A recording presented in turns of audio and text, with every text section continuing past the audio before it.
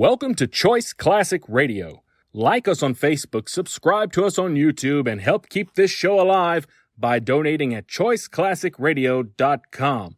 For more of your favorite old-time radio shows, join us on our companion podcast, Choice Classic Radio, Mystery, Suspense, Dramas, and Horrors, where we bring to you the most mysterious tales that the golden age of radio had to offer.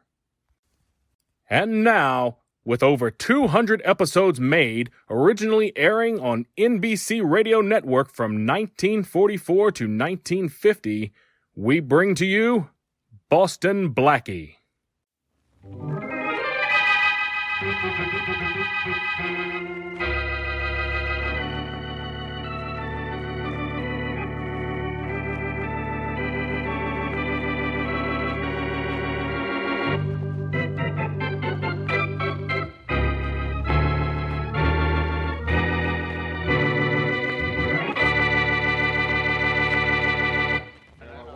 All right, men, I'll tell you why we're meeting here. Quiet. And why we're all wearing masks. I think we know, boss. Yes? Perhaps you do, number one. You're wearing masks and are known to each other by number only because each one of you is wanted by the police for murder. You're all professional killers with a great deal of experience in the trade. And all the best in the business. We hired to do some killing now, boss? No, number 8, I hope killing won't be necessary. But if it is, well, I know all of you can be counted on for a good performance. The masks and the numbers will be worn only at these meetings because none of you know the identity of the others. And I think it wise that it remain that way. Afraid we'll rat on each other, boss? Men of this profession have been known to inform on their associates before. The masks and number preclude all temptation of that here. You're strangers to each other. Even though we will now all work together, you shall remain strangers. You say we're going to work together. What's the racket? I'll come to that in a moment. I first want to make clear just one more thing. You have not been hired by me to kill, but I hired you because you are killers. We want our clients to pay us for our services. We much prefer that. But in the event a client does not want to do business with us, well, you know what to do. Any questions? Yeah. Why do we have to kill a guy who won't pay?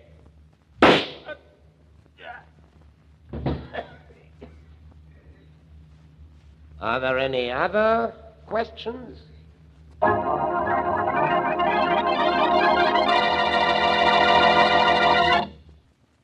And now on to Dick Calmer as Boston Blackie. Enemy to those who make him an enemy. Friend to those who have no friend.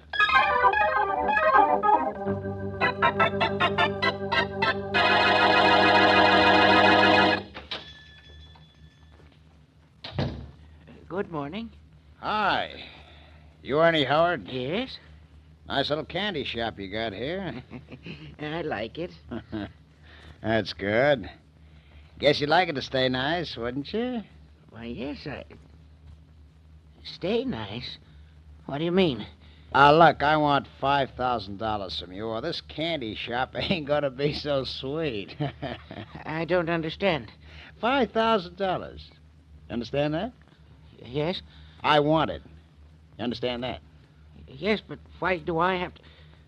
Oh, I think I understand everything now. Get out! Get out or I'll call the police. Oh, now what good would that do you? I haven't done anything. Yet. But I am going to do something if I don't have that $5,000 by this time tomorrow morning. You can't threaten me. This has nothing to do with you, pal. It's your wife. We'll kill her. My wife? Yeah. Not you. Your wife. Nice little twist, isn't it, huh? Let me tell you something. In case you figure on having the cops here when I come to see you tomorrow. Sure, the cops will get me, but that won't save your wife. Why not? Because there's 6 other guys in this with me. 6 other guys who'll go after your wife if anything happens to me, see? And don't think the cops will make me rat on them, because I can't. See, I don't even know who these other guys are or what they look like. You're lying. You have a cop here tomorrow morning when I come back to see you, and you'll find out. So, Mac, unless you're tired of your wife, don't go to the cops. Go to the bank.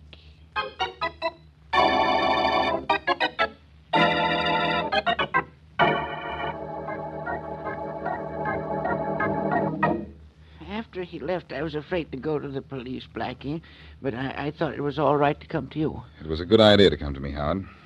What time do you have to give this man the $5,000? Tomorrow morning at 10 o'clock. All right. Give him the money. But I don't have $5,000. You don't? Well, I do. I'll give it to you. Oh, thank you, Blackie. I'll pay you back every penny of it. Oh, no, you won't. I'm not giving it to you. I'm just letting you have it to give to this man. If you'll cooperate with me, it may turn out to be the best $5,000 I ever invested. I'll do anything you say, of course. Good. All you have to do is to let me hide in the back of your store tomorrow when this man comes to see you. I want to get a look at him. He said he was a member of a gang? Yes, but he doesn't know the others, and if you hide in my store, there'll be trouble. Sure there will. Plenty of it. I'm starting a personal gang war. Me against that character and his pals.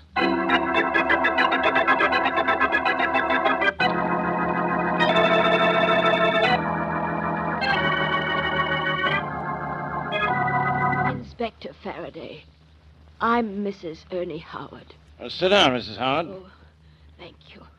Now, what can I do for you? You can do a lot, Inspector.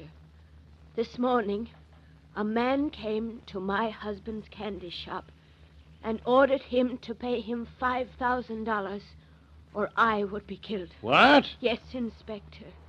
That's exactly what the man said. My husband doesn't know it, but I was in the back of the store at the time, and I heard everything. Well, I'm glad you did hear everything, Mrs. Howard. This guy probably told your husband not to go to the police, and so he's not coming to us, is he? No, he isn't. And I don't know where he's going to get the $5,000. We don't have that much. You don't need that much, Mrs. Howard. In fact, you don't need a cent. All you need is protection, and you've come to the right place for it. I'll see that you're safe and comfortable when I go to your husband's store tomorrow morning to make somebody else mighty uneasy.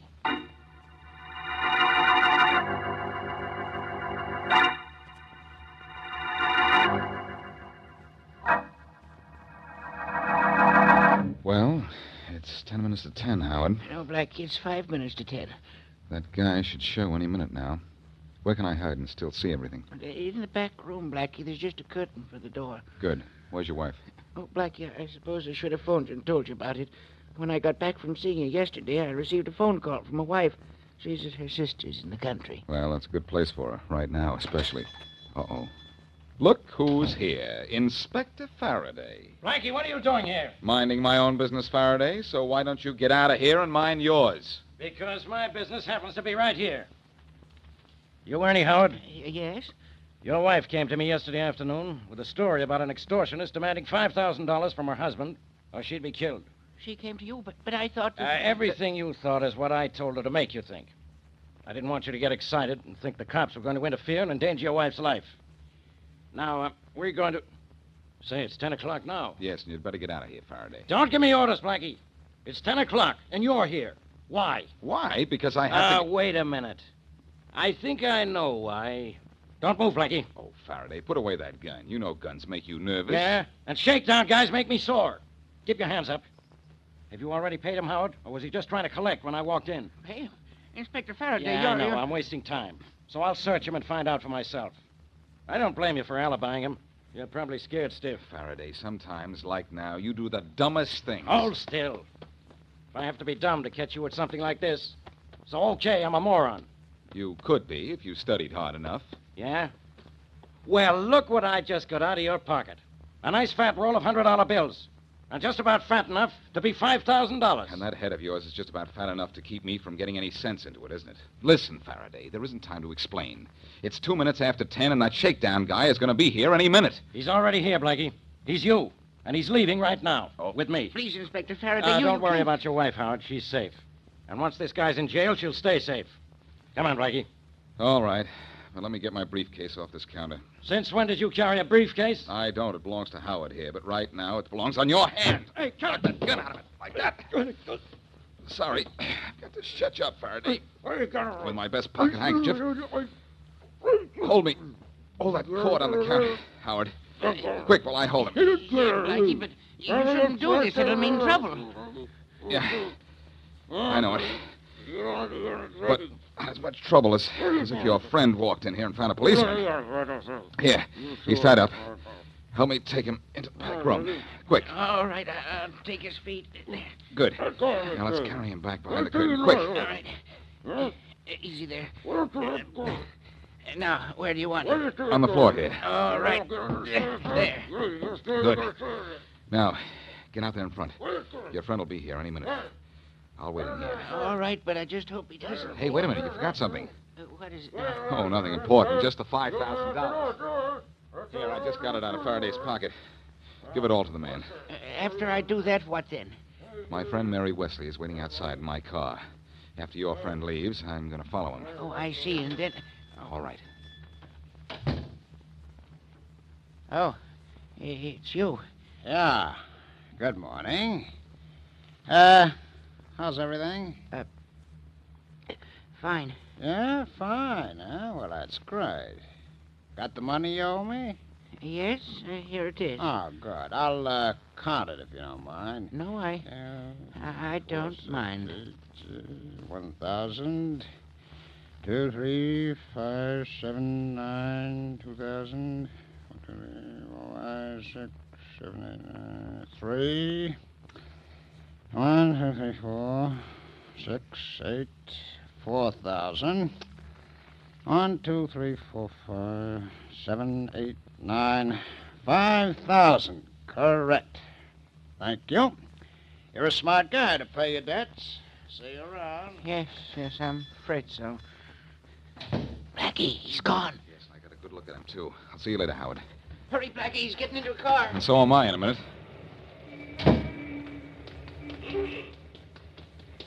Let's go, Mary. Okay. I saw a man come out of the candy store just now. Is that the one? That's the one. He got into that tan coupe up there, and he's pulling away. Let's go after him. Here we go. And let's hope he doesn't go through any red lights. I'd hate to have to break the law. I'd like to catch up with him. I'd like to break his jaw.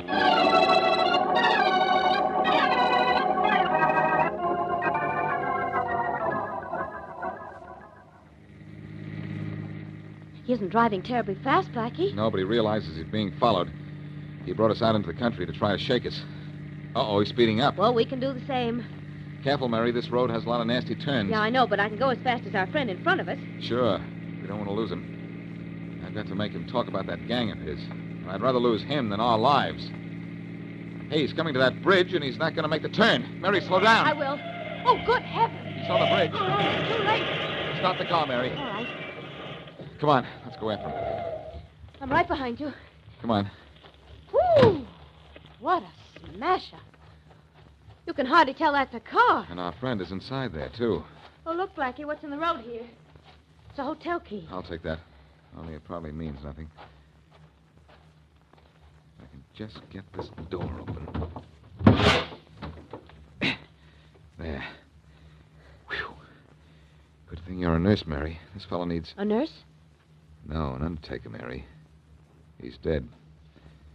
And so are we. He was our only clue to the extortion gang.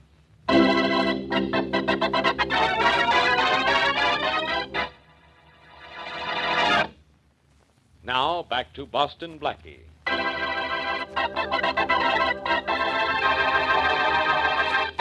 A gang of extortionists has demanded $5,000 from Ernie Howard, operator of a candy store. The gang threatens to kill Howard's wife unless he pays or if he goes to the police. So Howard goes to Blackie, who gives him the money. After a brief altercation with Faraday in Howard's store, Blackie waits until the money is paid and then follows the extortionist in his car. But in an attempt to escape, the gangster wrecks his car and is killed. As we return to our story, Blackie and Mary are driving back from the scene of the fatal accident. It's too bad that man was killed, Blackie. Too bad in more ways than one, Mary. He's not only dead, but we've lost our best lead to that gang of extortionists. Can we find another lead? I don't know. I hope so.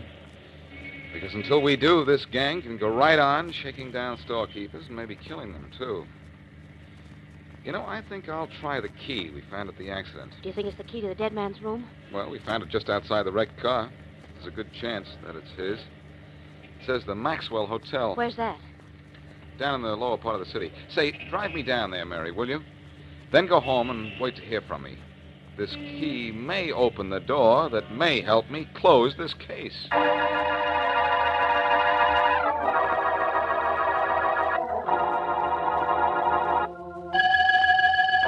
Mary, this is Blackie. Oh, hello, Blackie. Find anything in that hotel room? Plenty, Mary, plenty. In fact, I'm still here, Why?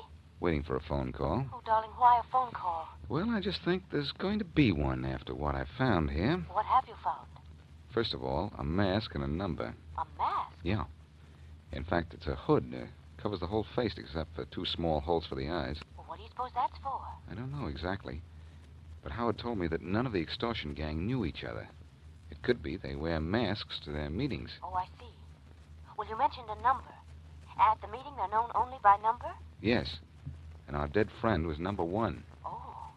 Well, what are you going to do? Well, number 1 made a collection today, $5,000. Unless he's the boss will either come here or phone here and arrange to get the money. So I'm going to wait here for that call. Well, all right, Blackie, but be careful, darling. Sure, I will. Oh, but look, do me a favor right away, will you? Sure. Phone Faraday and tell him about the accident out in the country. Well, what if he's already found out about it? Well, if he has, tell him not to release the name of the dead man until I say so. Blackie, what are you up to? Oh, nothing serious, Mary. Just an impersonation in case the boss calls. And I don't think even I could give a very good impersonation of a man the boss knows is dead. Oh, I get it. And the boss will have no way of knowing number 1 is dead if the inspector doesn't release his name. My, but you're smart. I heard enough of his voice to imitate it. I hope. Well, call Faraday right away, will you? Oh, sure, right away. And then where can I reach you later? Right here. Room 928, the Maxwell. Bye. Bye.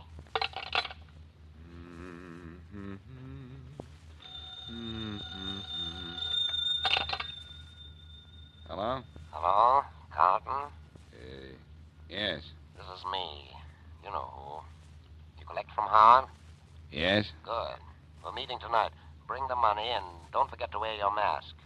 All right. Where are we meeting? The same place? Yes, same place. Think that's smart? Sure. Why not? Howard may be yelping now. The heat may be on.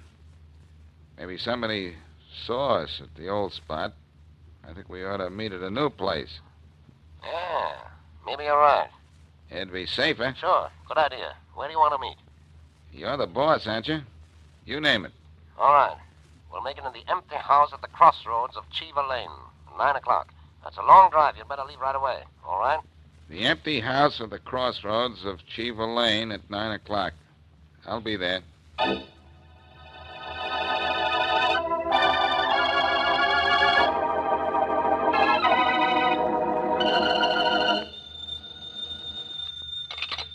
Faraday speaking. Inspector Faraday, this is Mary Wesley. You've got a nerve calling me, Miss Wesley, when your pal Blackie practically kidnapped me today. Inspector, if he did, it was for your own good. And also, if you don't want Blackie killed, you have to do something for me. I sure don't want Blackie killed. I want the pleasure of killing him myself. Listen, Inspector Faraday. There was an auto accident on the Glenmore Road about 11 o'clock this morning. A man was killed. So what? So when you get the report, don't release the name of the dead man. Or Blackie will be one, too. What are you talking about? The dead man is a member of an extortion gang. And Blackie is trying to take his place so he can catch the head man. Now, if the leader knows that his man is dead, Blackie will be in trouble. You tell Blackie to let the police handle things like this. It's too late, Inspector. Blackie may already have contacted the boss. Oh, all right. I have to spend all my time getting that guy out of jams. I won't release the name, Miss Wesley. Oh, thank you. Goodbye. Goodbye. Rollins! Rollins, come in here. Yes, Inspector? Rollins, phone the accident bureau. Tell them not to release the name of the man killed in that wreck on the Glenmore Road. Huh? The Accident Bureau called here over an hour ago, Inspector, and we released the name to the papers right away. What? Well, that's what we always do, Inspector. I know, but we don't always have Boston Blackie to worry about. Get Mary Wesley on the phone, quick. And get me a squad car right away.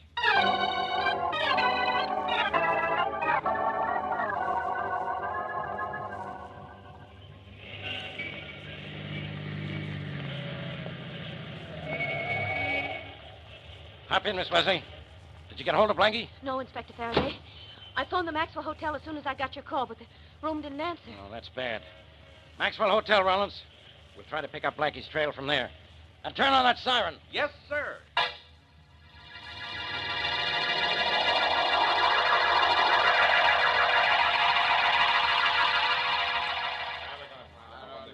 All right, men, quiet.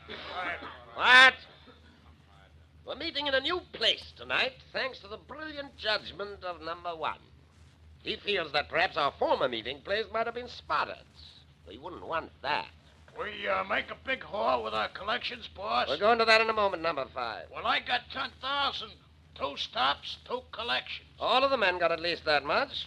We're doing quite well, number 5. Hey, look, boss, we always got to wear these masks at these meetings. This is a good setup, only it's creepy. Oh? You think we ought to wear masks, don't you, number 1? Yeah.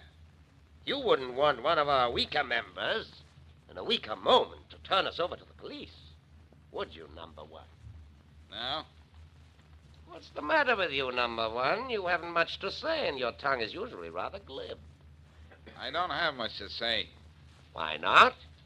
I listen better than I talk. So it seems. We were more than an hour late in getting this meeting started. You seem to prefer to listen at all that time. What are you listening for, number 1? Nothing. Just listening. Oh, you must be listening for something.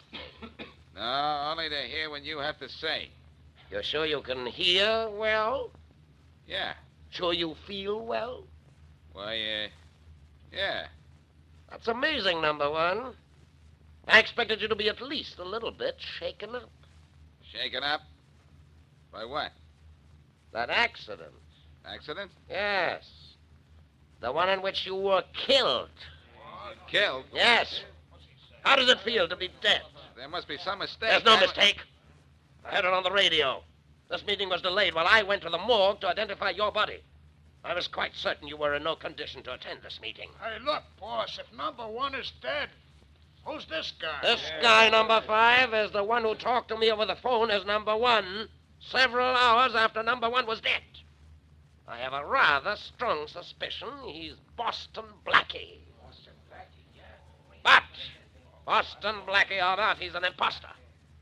And what do you think we ought to do with imposters? Don't reach for your gun, Blackie. Mine is already in my hand. So I see. Good. I asked you a moment ago how it felt to be dead, and you didn't know. No, I didn't, but I suppose maybe I'm going to in a moment. Yes, but suppose you take off your mask. I'd like to see whom I'm going to kill. All right. There. It is Boston Blackie. Oh, thanks for the flattery, number 5. I didn't know my face was so well known. Hey, boss, this guy knows about us. Maybe the cops know, too. I don't think so. Boston Blackie doesn't work with the police. They didn't follow you yet, did they, Blackie? I wouldn't know. Would you know? You don't have a chance to survive the next 60 seconds?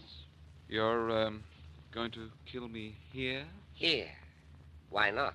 No particular reason. I simply imagined that I would die in much more pleasant surroundings. Turn around. What for? Turn around. You're the kind who ought to be shot in the back. Don't reach for your gun, on! Hey, it's the cops! The police! Beat it! Okay, Blackie! But you still get it! Your aim is bad when you're excited. All right, everybody, stand where you are. Stand where you are. Hello, Faraday. Come on, Blackie. You all right? I'm not only all right, I'm amazed. How did you find me here? That was easy. Just a little smart investigating, that's all. All right, men, get these guys out of here. I don't want to see them again till they're in the lineup without their masks. Where's Blackie? Here I am, Mary. Oh. And not a scratch on me. Oh, Blackie, that taxi driver was telling the truth then. What taxi driver? Oh, never mind what taxi driver. Let's get out of here. Oh, I get it now, Faraday. It was a little smart investigating the family, huh? Why, any 2-year-old could check with the cabs at the stand at the Hotel Maxwell and find out I'd been brought here. Okay, but does it matter how I found you? I found you, and that's what counts. You don't know how that does count, Faraday. Next time there's a party in your honor, count me in, because you're the only reason our hooded friends didn't count me out.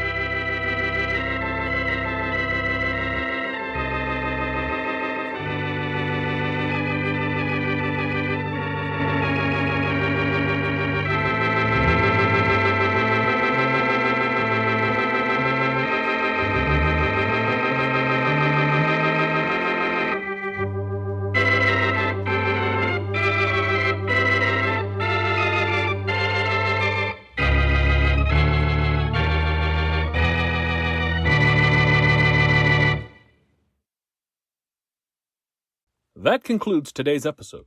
We'd like to thank you and remind you to donate at choiceclassicradio.com. Remember, your donations make episodes like this possible.